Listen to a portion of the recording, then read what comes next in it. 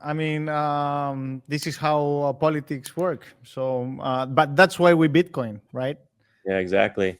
So if we can separate the money from the state, then the ability to manipulate in that way becomes greatly reduced. 100%. And actually, the other day I was thinking that maybe Bitcoin treasury companies are like the new Dutch East India Company printing currency. Not that they're going to print currency, but how they are, like getting, stacking up their reserves in hard asset, hard currency, just stacking Bitcoin.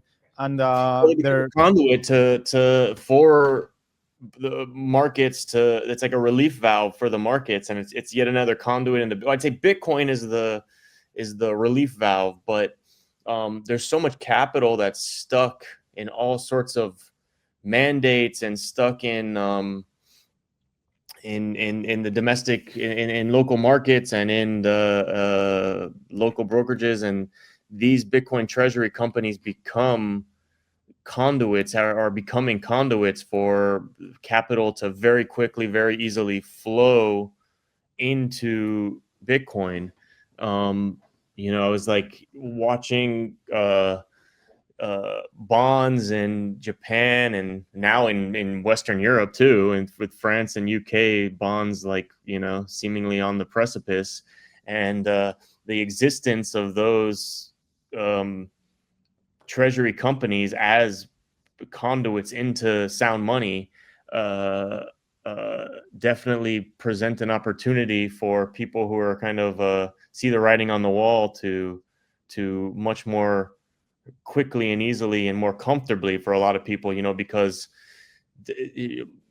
to go and open a new account at Kraken or whatever the local exchange is for, and in a lot of markets it's very illiquid, the local routes to Bitcoin, to spot Bitcoin, but in almost every market you can access the local stock exchange very easily. Most retail people can, and so I think it's if you were going to give advice to somebody that you wanted to that you cared for, and you wanted to have them hedge against some sort of financial collapse or the collapse of like the Japanese bond market or whatever, uh, then you would tell them, okay, well, get Bitcoin, and you can discuss the self custody strategy to hedge against any confiscation, and you can go on and on and on. But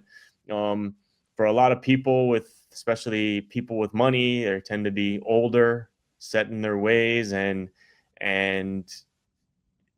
this is it's a secondary avenue for them to maybe hedge themselves against some sort of collapse in the bond markets and in these countries. And um, so it might not be like a perfect scenario, and I would say for everybody, like you want to you want to own Bitcoin, your Bitcoin, and have it secured, so in a way that you can um, cross borders and just be sovereign.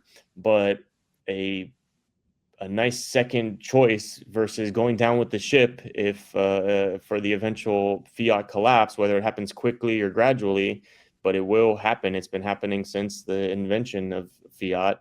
All fiat currencies are marked down. I mean, the best performing fiat currency, I don't know what it is, maybe the Swiss franc or something. Oh, it might only be down 98% instead of 99.9 over a long enough time frame. And so, yeah, I think I'm repeating myself here, but I see Bitcoin treasury companies as kind of the next conduit for capital to flow into Bitcoin. And there's all sorts of ones to come. I mean, there's trillions of dollars on earth that are mandated to only invest in municipal debt or government bonds or that or the like. And they have currently, there's no instrument for that market, and that kind of siloed capital to get into Bitcoin. Um, Islamic finance, there's probably like, I think the estimates are like 800 million to 800 billion to like 1.2 trillion dollars on earth that either like is legally or ideologically siloed into Islamic finance. And I think, you know, a lot of people agree that Bitcoin, spot Bitcoin is halal and would check that box. But as far as like other instruments, there is none. None exist yet. But of course, they're coming.